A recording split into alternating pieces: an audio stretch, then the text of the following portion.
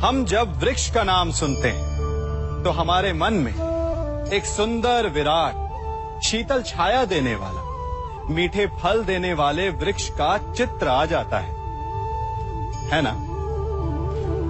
अब तनिक कल्पना कीजिए, यदि वो वृक्ष ना हो, यदि उसकी जड़ें ना हो, तो क्या आपको उसकी ठंडी शीतल छाया का आराम सुख मिलेगा? क्या आपको उसके मीठे फल मिलेंगे? नहीं।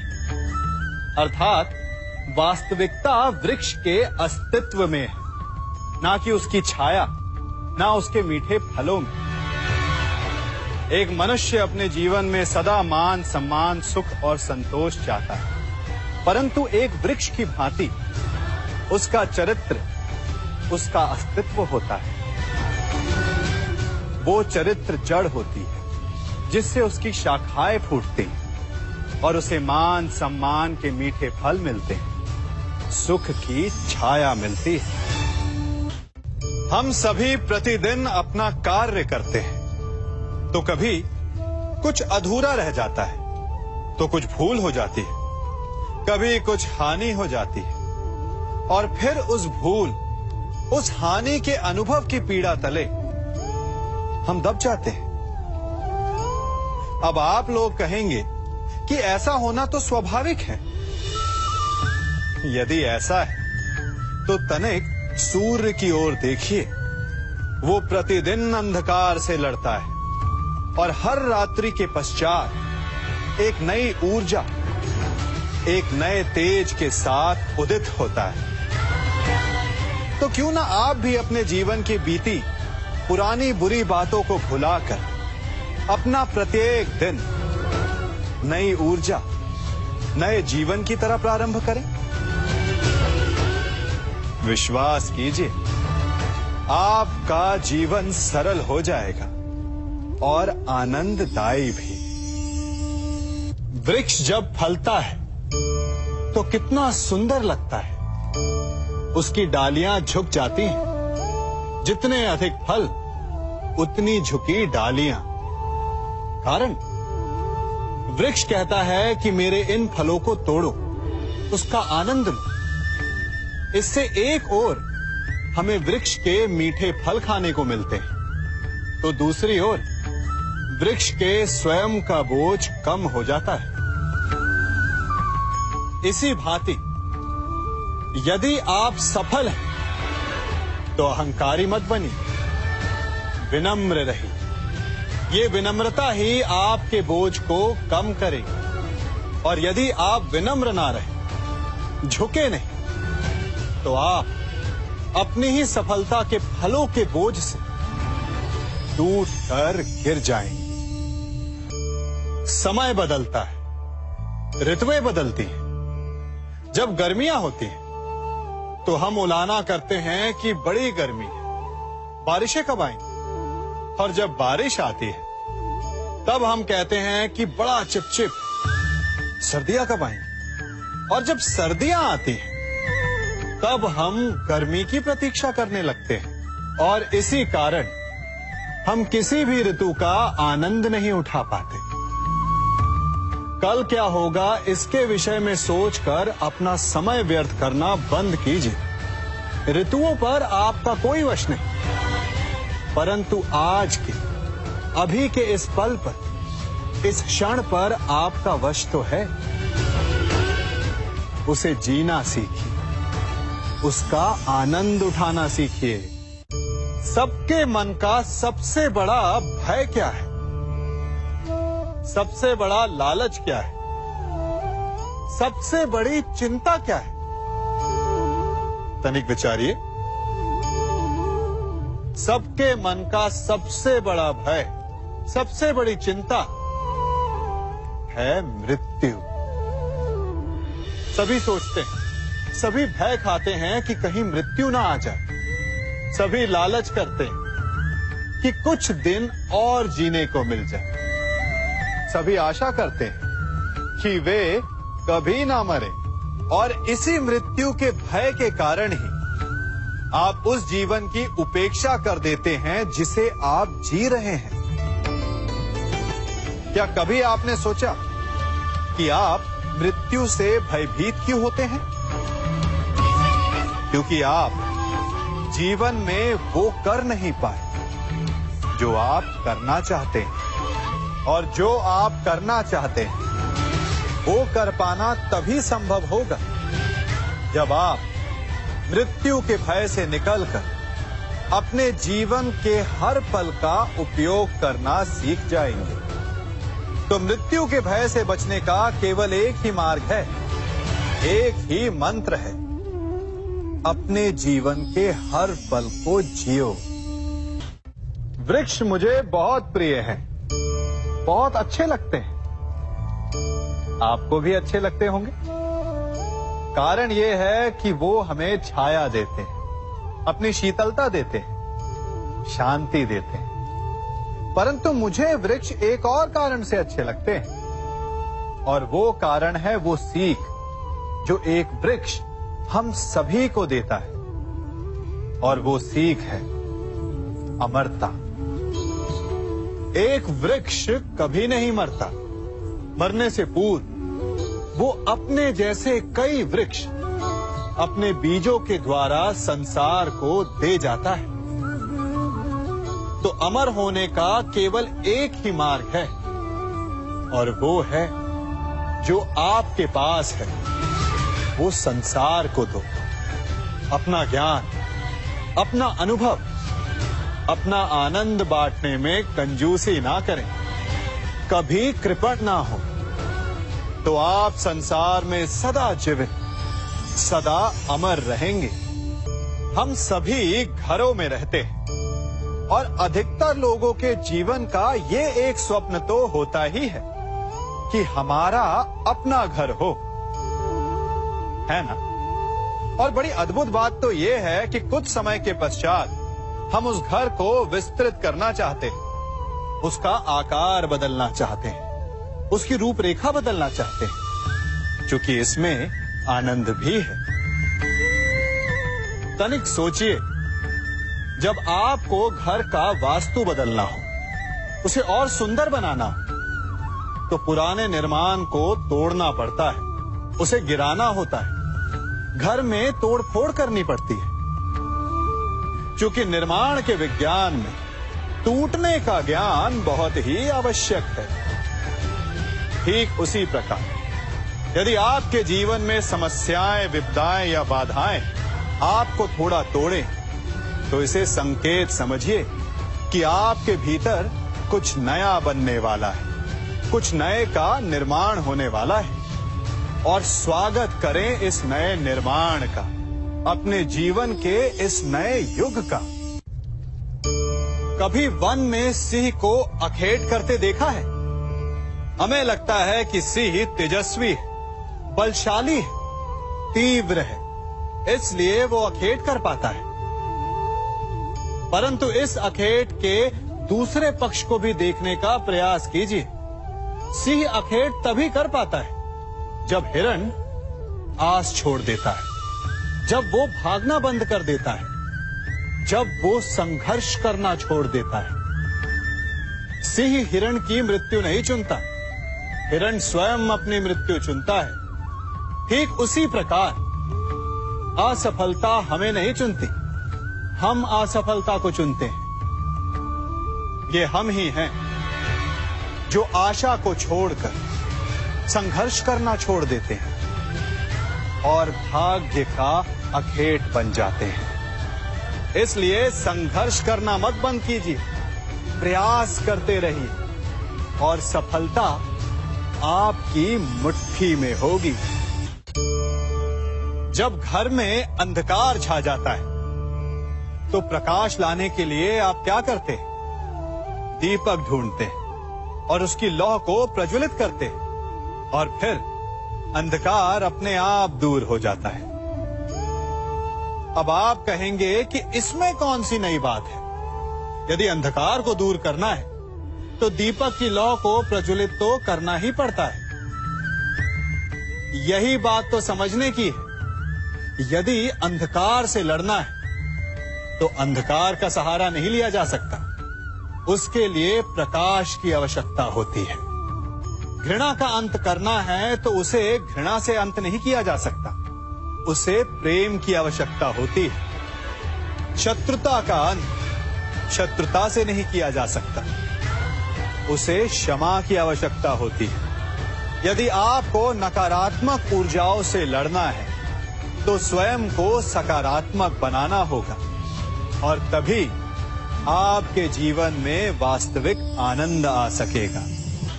एक न एक बार हर युवा के जीवन में एक ऐसा समय आता है जब उसे लगता है कि उसके माता पिता उसके साथ बहुत कठोर हो रहे हैं।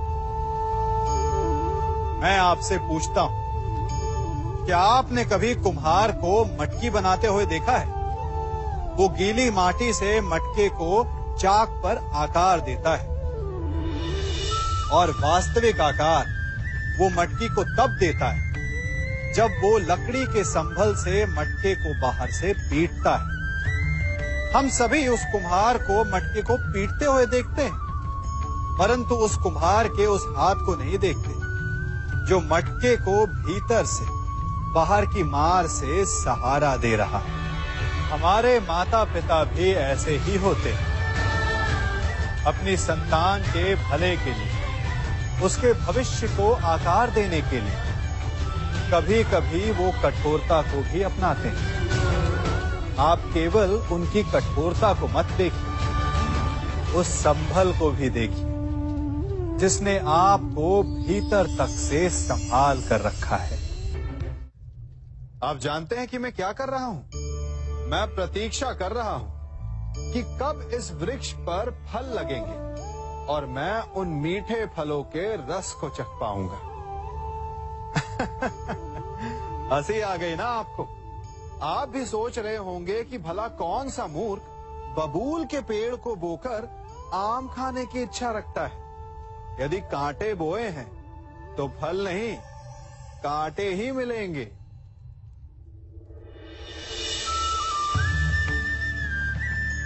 देखा, रक्त बह गया। ठीक ऐसा ही हमारे कर्मों के साथ होता है। हमारे बुरे कर्मों का फल कभी शुभ नहीं हो सकता। जो हाथ अस्मिता लूटने को आगे बढ़ेंगे, उन हाथों को कटना होगा। जो दृष्टि बुरी बनकर स्त्री पर पड़ेगी, उन्हें अनजान नहीं रक्त के अश्रु भोगने होंगे। जिसने अपने जीवन में छल किया, उसे अपने ही छल के भार तले दब कर मिट जाना होगा। समय रहते जिसकी आंखें नहीं खुली, समय उसकी आंखें बंद कर देता है। इन भिन्न भिन्न प्रकार के पात्रों को देख रहे हैं आप? क्या आप बता सकते हैं कि इन पात्रों में क्या रखा है? आपको लग रहा होगा कि इसमें भिन्न भिन्न प्रकार के द्रव्य है ना? परंतु ऐसा नहीं है। इन सभी में एक ही जल है। देखिए,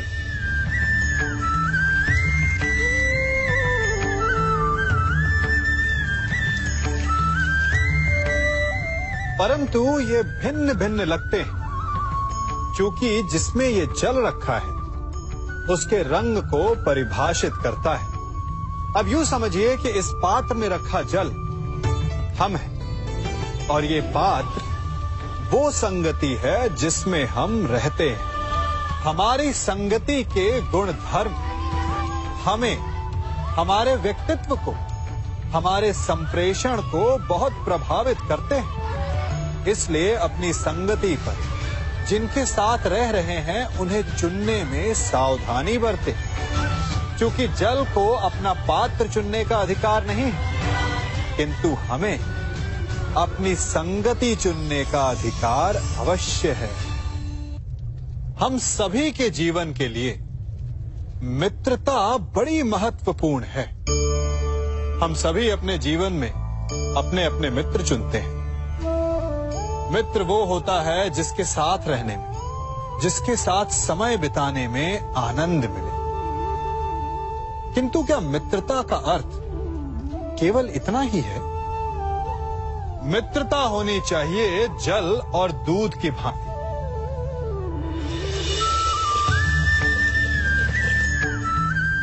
जो एक साथ सदा मिल जाते हैं, एक आकार हो जाते हैं। जब दूध उबलता है तो जल भाप बनकर उड़ता है ताकि दूध का अस्तित्व बना रहे। जब यह मिश्रण उफनता है तब दूध पात्र से पहले गिरता है ताकि वो जल को बचा सके। मित्रता भी इसी प्रकार होती है, किंतु यदि दूध में तनिक भी खटास आ जाए तो वो दूध को फाड़ देती है। ठीक इसी प्रकार यदि मित्रता में संदेह आ जाए तो वो मित्रता को समाप्त कर देता है। इसलिए मित्र बनाएं, किंतु झूठे संदेह से सावधान रहें। जब सागर का जल वाष्प बनकर उड़ता है तब वो हमें दिखाई नहीं देता। मेघ उस जल को अपने भीतर छिपा लेते हैं, लंबी यात्रा करते हैं, प्रयास करते हैं कि वो जल सदा उनके भीतर छिपा रहे। परंतु जब वायु का वेग उन्हें उड़ाकर किसी पर्वत से ले जाकर के टकरा देता है तब उन मेघों को बरसना ही पड़ता है, क्योंकि यही नियति है, यही प्रकृति है। क्योंकि जल को सागर में जाकर मिलना ही है। ठीक ऐसा ही हमारे साथ भी होता है। हम सत्य अपने मन के मेघों में चाहे जितना छिपाने का प्रयास कर लें, परंतु समय की आंधी उसे वास्तविकता के पर्वत से ले जाकर के टकराकर हमारे समक्ष ले ही आती है। जिस भय के कारण आप सत्य को सामने नहीं लेकर आना चाहते, एक दिन वही भय हमारे समक्ष आकर खड़ा हो जाता है और फिर हम लाचार हो जाते हैं, क्योंकि हमने उस भय का सामना करने की तैयारी नहीं की होती। इसलिए सत्य से भागे नहीं, उसे छिपाए भी नहीं, उसे स्वीकार करें। भविष्य की बड़ी विपत्ति से बच जाएंगे। वृक्ष से टूटकर गिरे पत्ते को तो आप सभी ने देखा होगा। वो कुछ ही देर में मुरझा जाता है, पीला पड़ जाता है, सूख जाता है। वायु का वेग उसे उड़ाकर कहीं और ले जाता है, पैरों तले पिसता है, वर्षा के जल में गलता है। तो क्या यही अंत है? नहीं। इसके पश्चात क्या होता है वो विचारणीय है। एक पत्ता गलकर, सूखकर, पिसकर उसके अवशेष धरती में रिसते हैं और खाद बनते हैं, और उसके पश्चात वो खाद पेड़ की जड़ों में जाकर मिल जाता है और नव जीवन देता है एक और नए पत्ते को। अर्थात कहीं भी कभी भी कुछ भी ना अयोग्य होता है ना बेकार होता है। इसलिए कुछ नष्ट हो जाने की चिंता करे बिना उसे आप समाज के हित में लगा दीजिए। विश्वास कीजिए, वो वस्तु, वो प्रयास कभी नष्ट नहीं होगा। कंकड़ों से बचने के लिए हम पदवेश पहनते हैं, भिन्न प्रकार के जूते पहनते हैं, और अच्छे जूते पहनकर कांटों के मार्ग पर चलना सरल हो जाता है। परंतु जब ये कंकड़, जब ये कांटे हमारे जूतों में होते हैं तो सरल मार्ग पर चलना भी कठिन हो जाता है। ठीक इसी प्रकार ये कंकड़, ये कांटे हमारे मन में होते हैं। ये कंकड़, ये कांटे होते हैं हमारा अतीत, जिसके भय के कारण हम उसे वर्तमान में स्वीकारना नहीं चाहते। कदाचित इसीलिए हमारे अतीत को भूत कहा गया है, क्योंकि एक भूत की भांति हमारा अतीत हमारा पीछा नहीं छोड़ता।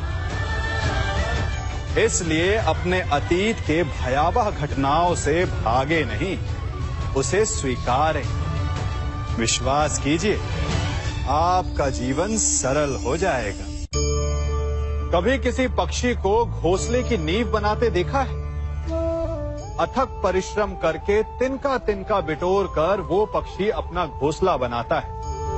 अपनी संतान के लिए एक सुरक्षित घर बनाता है और फिर कहीं से तीव्र आंधी आती है, भारी वर्षा होती है और उसका घोंसला तिनका तिनका करके बिखर जाता है। फिर वो पक्षी क्या करता है?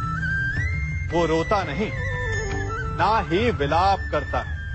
वो बिना विलंब करे फिर से अपना घोंसला बनाना प्रारंभ कर देता है और सफलता पाता है। फिर हम क्यों छोटी छोटी असफलता से भयभीत होकर परिश्रम करना छोड़ देते हैं?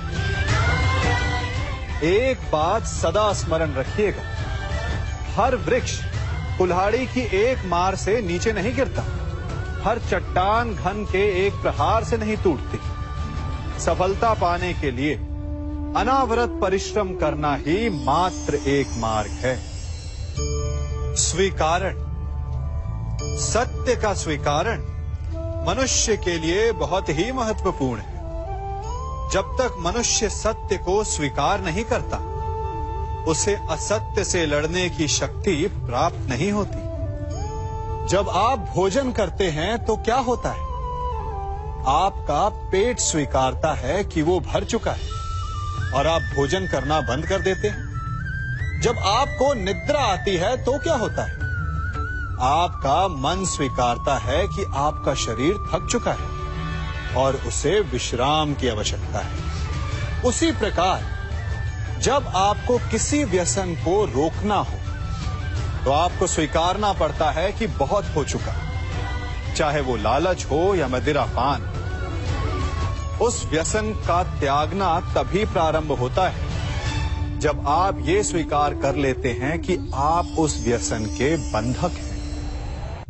आप इन दो पात्रों को देख रहे हैं। मेरे इस पात्र में जल है और ये पात्र मिष्ठान से भरा हुआ है। दोनों ही पात्र भरे, परंतु देखिए, मिश्री को जल में मिला दिया, जल ने मिश्री को अपना लिया, मिश्री ने अपना अस्तित्व खो दिया, परंतु जल को अभिमान है कि उसका अस्तित्व अभी भी बना हुआ है। परंतु जो इस जल को चखेगा उसे अवश्य पता चल जाएगा कि ये जल अब वो जल नहीं रहा, ये अब शरबत बन गया। हमारा त्याग, हमारे बलिदान भी ऐसे ही होते हैं। जो इस बात को अनुभव करते हैं वो समझ सकते हैं कि कैसे हमने समय की धारा को बदल दिया। जो बलिदान देते हैं उनका अस्तित्व कभी नष्ट नहीं होता, अपितु उनका बलिदान संसार में कुछ ना कुछ परिवर्तन अवश्य लाता है। हम सभी कभी ना कभी, कहीं ना कहीं अपने जीवन में यात्रा अवश्य करते हैं। हमारी यात्रा में कभी पक्के रास्ते आते हैं तो कभी कच्चे रास्ते। पक्के रास्ते मनुष्य बनाता है और कच्चे रास्ते जानते हैं कैसे बनते हैं? चलते चलते बन जाते हैं। जब लोग एक स्थान से जाते हैं तो पैरों के दबाव से नीचे की घास कुचल जाती है। बार बार उस मार्ग से जाने से धीरे धीरे मार्ग स्वतः ही बन जाता है। और यही जीवन है, यही नियति है। जब आपके जीवन में आपको मार्ग ना मिले तो रुकिए नहीं, आगे बढ़ते रहिए और आपके पैरों के दबाव से मार्ग स्वतः ही बन जाएगा। हम सभी अपने जीवन में सफलता चाहते हैं, है ना? उसके लिए हम रात दिन परिश्रम करते हैं, कड़ी मेहनत करते हैं, परंतु फिर भी असफल हो जाते हैं। परंतु ऐसा क्यों होता है? कभी सोचा आप सबने? क्योंकि सफलता पाने का मंत्र बड़ा कठिन नहीं, बड़ा सरल है। उचित विचार, उचित समय, उचित स्थान पर उचित प्रहार। जब आपके विचार, समय, स्थान और प्रहार यानी परिश्रम उचित है तो सफलता आप ही को मिलेगी। जिस प्रकार एक लोहार लोहे से कुछ बनाते समय उस लोहे के सही ताप तक के आने की प्रतीक्षा करता है और समय आने पर उचित स्थान पर पर्याप्त बल से प्रहार करता है और लोहा आकार ले लेता है। ठीक उसी प्रकार आपकी सफलता भी आकार लेती है। हम सभी को अपने जीवन में कभी ना कभी निराशा मिलती है, असफलता मिलती है और अधिकतर लोग इसके पश्चात भाग्य का रोना लेकर बैठ जाते हैं। कुछ कहते हैं कि जिस स्थान पर मैं हूं उससे कई ऊंचे स्थान पर होने के योग्य था, परंतु नहीं जा पाया। किसी को पीड़ा है कि उसे जो मिलना चाहिए था वो उसे नहीं मिला। भाग्य ही बुरा था। भाग्य क्या होता है? भाग्य वन में खिला पुष्प देवताओं को चढ़ाया जाएगा, या किसी सुंदरी की वेणी में वो सजेगा, या फिर उसे कुचल कर उत्पाद बना दिया जाएगा। ये सब एक पुष्प के नियंत्रण में नहीं होता, परंतु जब तक उस पुष्प का अस्तित्व है, सुगंध बिखेरना उसके वश में अवश्य है। परंतु भाग्य हमारे वश में नहीं, और जो हमारे वश में नहीं उसके लिए दुखी होने से क्या होगा? कर्म पर वश है, वो कीजिए और धीरे धीरे भाग्य आपके वश में आ जाएगा, क्योंकि कर्म ही प्रधान है। हम में से ऐसा कोई नहीं जिनकी परछाई उनसे दूर रहती है। हमारी परछाई सदैव हमारे साथ रहती है। कदाचित हमारी परछाई हमारे कर्मों के फलों का संकेत है। कदाचित इसी कारण कई बार हमें अपनी परछाई से भय भी लगता है, परंतु इस भय से निवारण पाने का एक साधन अवश्य है। वो है सूर्य की ओर मुख करना, या किसी प्रकाश के स्रोत की ओर मुख करना, क्योंकि तब हमें हमारी परछाई दिखाई नहीं देती। यदि इसे जीवन के संदर्भ में देखें तो ये प्रकाश का स्रोत शुभ कर्मों की चेतना है। यदि आपके मन में शुभ कर्म करने की इच्छा है तो आपको कभी भी अपने कर्मों के फल का भय नहीं होगा, क्योंकि यदि आपका मन शुद्ध होगा तो आपके कर्म शुद्ध होंगे, और शुद्ध कर्मों का फल कभी अशुद्ध नहीं हो सकता। आज मैं आप सबको एक कथा सुनाता हूं। एक दिन प्रातः एक व्यापारी अपने घर से निकला। घर से निकलते ही एक बिल्ली ने उस व्यापारी का मार्ग काट दिया। व्यापारी घबरा गया। वो फिर से घर लौट गया और शुभ घड़ी की प्रतीक्षा करने लगा। और जब वो पुनः अपने घर से निकला तब वो वाहन जा चुका था जिससे राजा तक पहुंचकर उसे भेंट देनी थी। राजा को भेंट नहीं मिली। राजा क्रोधित हो गए। राजा ने उस व्यापारी का व्यापार बंद करवा दिया। इस कारण व्यापारी क्रोधित होकर घर पर अपनी पत्नी से लड़ बैठा। पत्नी अपने बच्चों समेत मैके वापस चली गई, और उस व्यापारी के जीवन में यदि कुछ रह गया था तो केवल अंधकार। और इन सब का कारण वो उस बिल्ली को मानता रहा जिसने उसका मार्ग काटा था। ऐसा ही एक दूसरा व्यापारी राजा को भेंट देने निकला, और उस व्यापारी का मार्ग भी एक बिल्ली ने काट दिया। वो व्यापारी तनिक घबराया, परंतु उसने आगे बढ़ना अधिक उचित समझा। राजा तक वो समय पर पहुंचा। उसने राजा को भेंट दी। राजा प्रसन्न हुए और राजा ने व्यापारी को अपना व्यापार बढ़ाने की अनुमति दी, स्वर्ण आभूषण दी। जब व्यापारी घर पर पहुंचा तो पत्नी को आभूषण और अपने बच्चों को देने के लिए वस्त्र थे उसके पास। हर ओर प्रसन्नता थी। समझ रहे हैं ना? दोनों के साथ एक ही प्रकार की घटना हुई, परंतु दोनों की प्रतिक्रिया भिन्न थी। ऐसा ही हमारा जीवन भी है। हमारे जीवन में प्रारब्ध का अपना स्थान है, परंतु उससे कई अधिक महत्वपूर्ण हमारी प्रतिक्रिया, हमारे सोच का प्रभाव है। क्योंकि यही हमारे जीवन को आकार देते हैं। इसलिए अपनी सोच को सकारात्मक रखिए। आपका जीवन सदैव आनंदमय रहेगा। कभी किसी सुरंग से बाहर निकले हैं आप? कैसा ना भूल पाने वाला अनुभव होता है ना? कितना भयावह अनुभव होता है।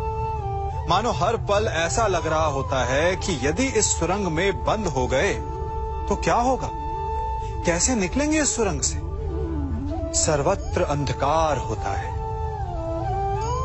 परंतु यदि आप ध्यान से उस सुरंग के मुखाने पर देखें तो वहां सदा प्रकाश होता है और उस प्रकाश तक वही पहुंच पाता है जो सुरंग की छोर तक पहुंच पाए। और ऐसा ही हमारा जीवन भी है। इसी प्रकार कई बार हम स्वयं को निराशा की सुरंग में पाते हैं, जहां बाहर जाने का मार्ग नहीं सूझता। मानो जैसे जीवन आनंद सब समाप्त हो जाएगा।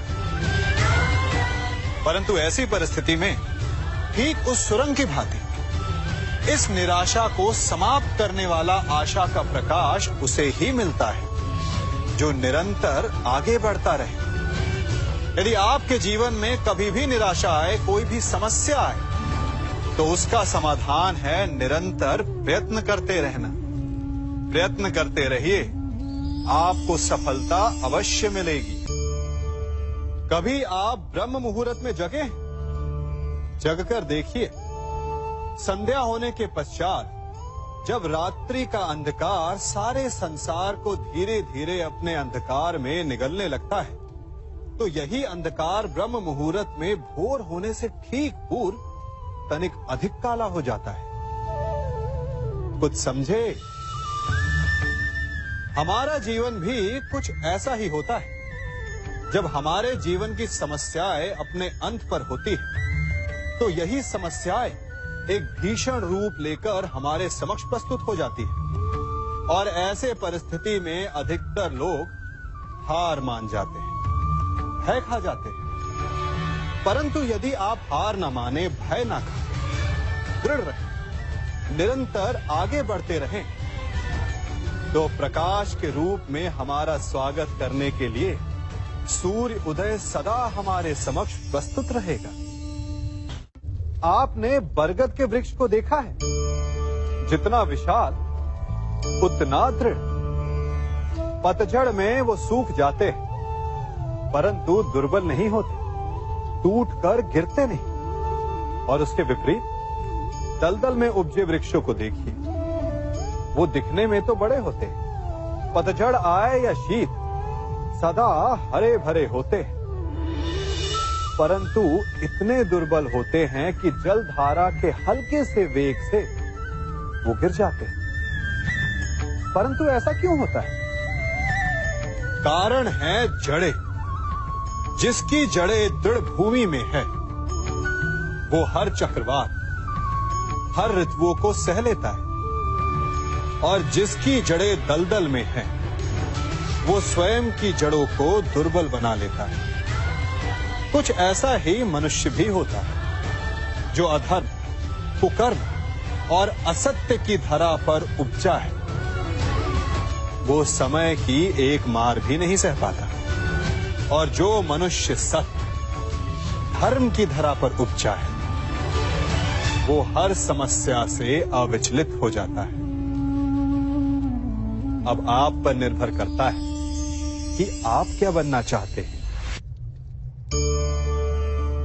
हमारे जीवन में मित्र और शत्रु बड़ा महत्व रखते हैं। यदि गंभीरता से सोचा जाए तो ऐसा कोई क्षण नहीं जब हम अपने मित्रों के बारे में ना सोचते हो या फिर अपने शत्रुओं के बारे में। हमारा हर कार्य या तो हमारे मित्रों के हित के लिए होता है या फिर हमारे शत्रुओं के अहित के लिए। हम हर स्थान या तो अपने मित्रों के साथ होते हैं या फिर अपने शत्रुओं के साथ। कोई नहीं चाहता कि उनका शत्रु प्रसन्न रहे। हर कोई अपने शत्रु को नष्ट कर देना चाहता है और ऐसा करने के लिए वो हर संभव प्रयास करता है। उसे आर्थिक, मानसिक और शारीरिक हानि पहुंचाने का प्रयास करता है। परंतु यदि मैं आज आपको ऐसा मंत्र सिखाऊं जिससे आप अपने शत्रु को सदा के लिए नष्ट कर दे तो, और वो मंत्र है मित्र बनाना। अपने सभी शत्रुओं को अपना मित्र बना लीजिए और आपके सारे शत्रु स्वतः ही समाप्त हो जाएंगे। मैं क्या कर रहा हूं? मैं दिए प्रज्वलित कर रहा हूं ताकि अंधकार को मिटा सकूं। अब आप कहेंगे कि इसमें कौन सी बड़ी बात है ना? परंतु इसमें महत्वपूर्ण बात समझने के लिए यह है कि मैं क्या नहीं कर रहा हूं, और मैं अंधकार नहीं कर रहा हूं। क्योंकि अंधकार को मिटाने के लिए प्रकाश का अस्त्र तो उठाना ही पड़ता है। बुराई को बुराई से नहीं, अच्छाई से जीता जाता है। अन्याय को अन्याय से नहीं, न्याय से लड़ा जाता है। क्रोध को क्रोध से नहीं, क्षमा का साथ लेना होता है। ठीक उसी प्रकार एक लोहा लोहे को काटता है, परंतु एक ठंडा लोहा ही गर्म लोहे को काट सकता है। इसलिए यदि आपको अपने जीवन में विजयी होना है तो अपने शस्त्रों को, अपने अस्त्रों को सोच समझ कर उठाइए, क्योंकि एक अनुचित सोच परिणाम पर भारी प्रभाव डाल सकती है। आप सब सोच रहे होंगे कि ये क्या मैं करने लगा? मैं इस पौधे को जड़ से उखाड़ रहा हूं। आश्चर्य हो रहा है ना कि एक पौधे को उखाड़ना या काटना ना केवल एक अपराध है अपितु पाप भी है। तो फिर मुझे ऐसा करने की क्या आवश्यकता पड़ गई? क्योंकि कई बार विनाश ही सृजन तक पहुंचाता है। यदि नया भवन बनाना हो तो पुराने भवन को गिराना पड़ता है। व्यवस्था को परिवर्तित करने के लिए क्रांति लानी पड़ती है। और उसी प्रकार यदि किसी वृक्ष या किसी पौधे की जड़ों में घुन लग जाए या उसका मूल सड़ जाए तो उसे जड़ से उखाड़ देना ही श्रेयस्कर होता है, ताकि उस स्थल पर नए पौधे उपज सके। युद्ध करना पर्याय नहीं, परंतु कभी कभी शांति के लिए युद्ध करना आवश्यक हो जाता है। संसार में सबसे श्रेष्ठ क्या है? फूल या कांटे, प्रेम या घृणा, संपन्नता या दरिद्रता, मित्र या शत्रु? बताइए। अब आप भी कहेंगे कि भला ये कोई पूछने की बात हुई? अवश्य, फूल, प्रेम, संपन्नता और मित्र ही श्रेष्ठ है। परंतु क्या आपने अपने जीवन में कभी सोचा है कि हर एक भाव, हर एक वस्तु, हर एक घटना का एक गुण धर्म होता है? त्वचा पर जलन करने वाले फूलों से अधिक श्रेष्ठ वो कांटे हैं जिनसे आप अपने घर की बाढ़ बनाते हैं ताकि वन्य पशु आपके भीतर ना आ सके। वो प्रेम श्रेष्ठ नहीं जो आपको अंधा, लोभी, पक्षपाती बनाते। वो घृणा श्रेष्ठ है जो आपको नया मार्ग दिखा दे। वो संपन्नता श्रेष्ठ नहीं जो आपको कृपण बना दे, मद्दांध बना दे। वो दरिद्रता श्रेष्ठ है जो आपको जीवन में परिश्रम करने की शिक्षा दे। कुविचार देने वाले, बुरा मार्ग दिखाने वाले मित्रों से अधिक श्रेष्ठ वो शत्रु होते हैं जो हमें जीवन का लक्ष्य दे दे। इसलिए अपने जीवन में हर वस्तु, हर भाव, हर घटना के गुण धर्म को पहचानिए और उसके पश्चात अपना चयन कीजिए। स्वर्ण। हम सभी को अपने जीवन में स्वर्ण से कभी ना कभी कुछ ना कुछ थोड़ा या अधिक मोह होता ही है ना? परंतु क्या आपने कभी सोचा कि स्वर्ण को प्राप्त कैसे किया जाता है? जब भूमिगत खदानों से स्वर्ण को निकाला जाता है तब वो एक पाषाण की भांति होता है।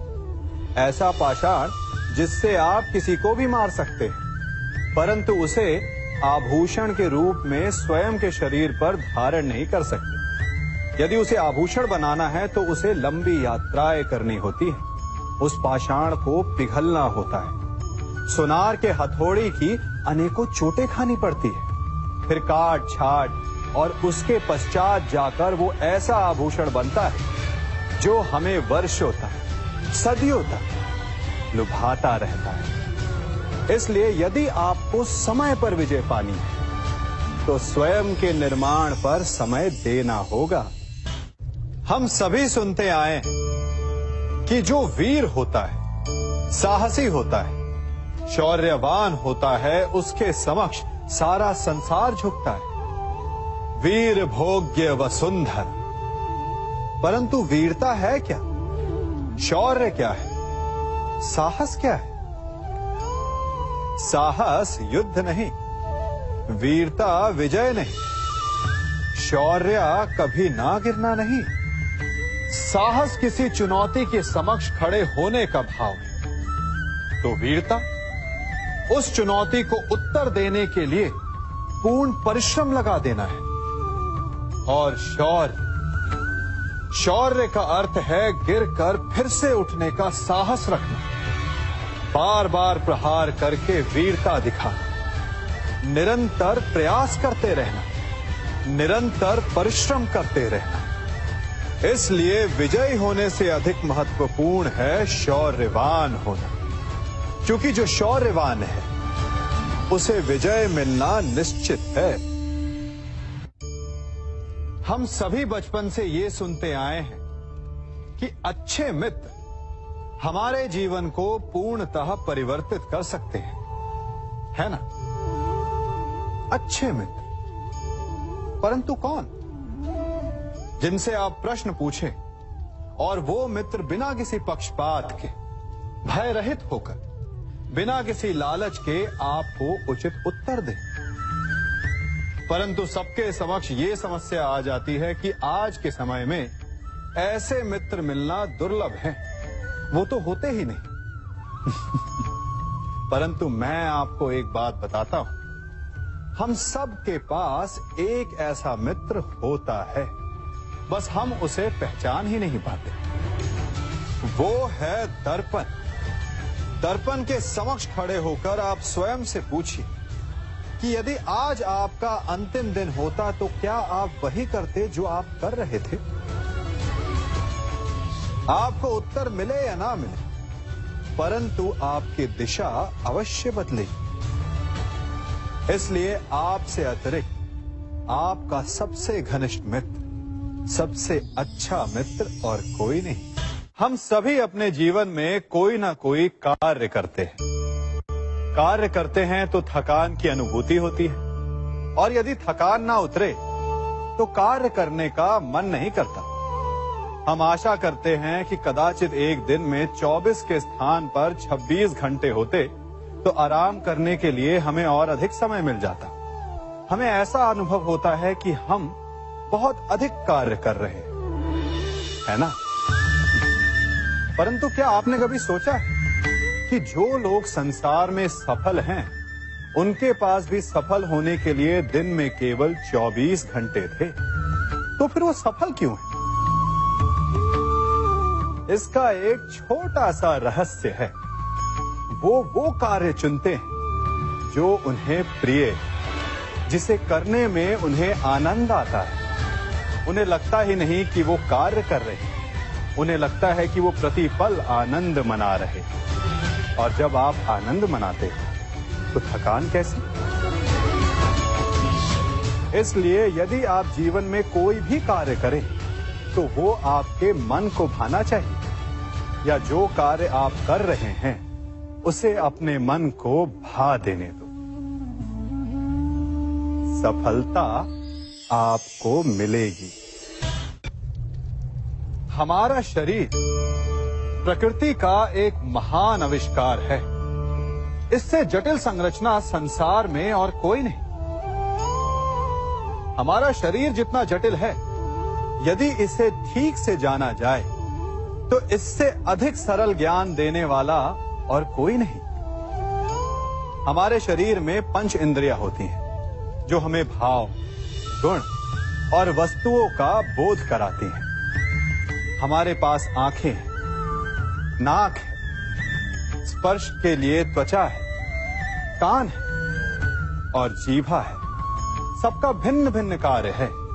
आंखों से देखना, कानों से सुनना, नथनों से श्वास लेना, त्वचा से स्पर्श करना और जीभा से स्वाद लेना। परंतु क्या आपने कभी सोचा कि प्रकृति ने हमें 2 आंखें दी, 2 नथने दी, 2 कान दी, स्पर्श के लिए ये पूरा शरीर दिया, परंतु जीभा केवल 1 दी? ऐसा क्यों? क्योंकि प्रकृति चाहती है कि हम देखें अधिक, सुने अधिक और ज्ञान अधिक अर्जित करें, बोले कम। क्योंकि अधिक वाचाल नाश को निमंत्रण देता है। स्मरण रखिएगा, सागर तो आप सभी ने देखा होगा, बाहर से कितना उन्मुक्त और भीतर से कितना शांत। उसकी बलशाली लहरों को देखकर ऐसा लगता है कि मानो वो सब कुछ चूर चूर कर देगी, परंतु उसके गर्भ में ना जाने कितने अनदेखे अनजान जीव पलते हैं। उसके भीतर मोती मुक्ता जन्म लेता है। सागर एक है, परंतु उस सागर को लेकर के हमारी प्रकृति भिन्न भिन्न होती है। कोई उसमें तैरता है तो कोई उसकी लहरों का आस्वादन करता है, कोई उसमें अपने पांव भिगोता है तो कोई उसके भीतर जाकर मोती मुक्ता बाहर ले आता है, तो कोई तट पर बैठकर सागर की लहरों को निहारता है, कोई उसमें जीवन का आरंभ देखता है तो कोई उसमें अपने जीवन का अंत देखता है। सागर एक है, परंतु हमारी प्रकृति के अनुसार सागर की प्रकृति भी बदल जाती है। इसी प्रकार जीवन है सबके लिए समान, परंतु उस जीवन में आपको प्रसन्नता देखनी है, प्रसन्नता पानी है, या आपको पाना है अवसाद, ये आप पर निर्भर करता है। कभी आप ब्रह्म मुहूर्त में जगे हैं? जगकर आकाश की ओर देखेंगे तो पाएंगे कि भोर होने से ठीक पूर्व रात्रि तनिक अधिक घनी हो जाती है। अर्थात जब समस्याएं अपनी चरम सीमा पर होती है तो उनका हल निकट होता है, परंतु जो इस अंधकार से हार जाता है वो इस अंधकार में डूब जाता है, और जो संघर्ष करता है वो उस अंधकार से उभर आता है। सदैव स्मरण रखिएगा, अंत चाहे कितना भी अंधकारमय क्यों ना हो, उसके पश्चात एक नया आरंभ फूटता है, एक नया उदय होता है। चक्रवात के पश्चात जो शांति छाती है, उसके पश्चात प्रारंभ होता है शुभ जीवन का, शुभ भविष्य का, शुभ नव प्रारंभ का। कहा जाता है कि मनुष्य योनि सभी योनियों में श्रेष्ठ है, उत्तम है। क्यों? क्योंकि वो बातें कर सकता है, विचार कर सकता है, या वो आविष्कार कर सकता है, अद्भुत यंत्र बना सकता है। नहीं, क्योंकि मनुष्य के भीतर करुणा, चेतना और सद्भाव वास करते हैं। सामान्यतः हर प्राणी योनियों की 4 उद्देश्य होते हैं: सोना, अपनी भूख मिटाना, अपना क्षेत्र बनाना और संतान की उत्पत्ति करना। किंतु मनुष्य योनि श्रेष्ठ इसलिए है क्योंकि अपनी भूख मिटाने के साथ साथ वो प्रयास करता है कि औरों की भूख भी मिटे, सब लोग मिलजुल कर विकास करें। वो समष्टि के लिए सोचता है। अपने आप चरना तो पशु की प्रवृत्ति होती है, परंतु दूसरे के लिए स्वयं का बलिदान कर देना, दूसरे के दुख को समझने की करुणा, यही प्रवृत्ति एक मनुष्य को भिन्न बनाती है। जिस दिन मनुष्य के भीतर करुणा लुप्त हो जाएगी, उस दिन वो मनुष्य सामान्य पशु बनकर रह जाएगा।